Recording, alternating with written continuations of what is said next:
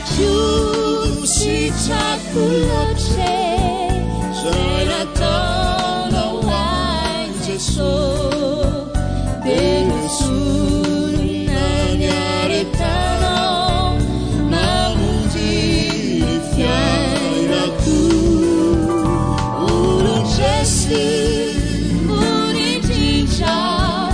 Manutara vijana Fangkecini panu bafi Daina silanita Jadi luku ditunggu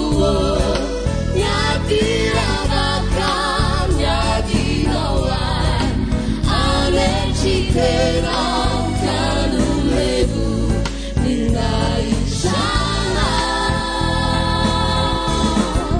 Selalu butuh puasa Na-na-na Sabinifu Kaiaran Waraika Menyaruku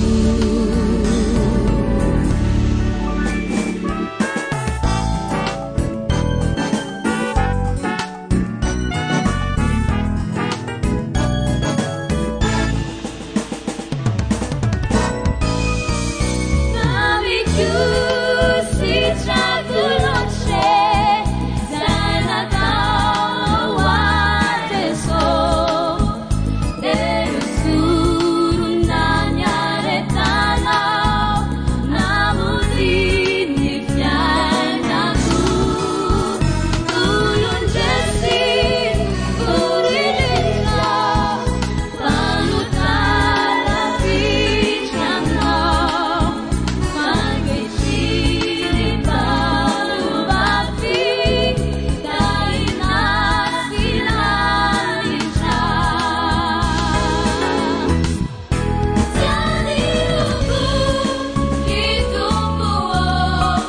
Nyati lawatan Nyati nawan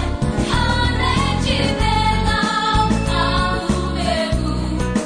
Dari sana Jalur butuh puasa Na-na-na Sabinifu Kaiaran Waraika Menyaruku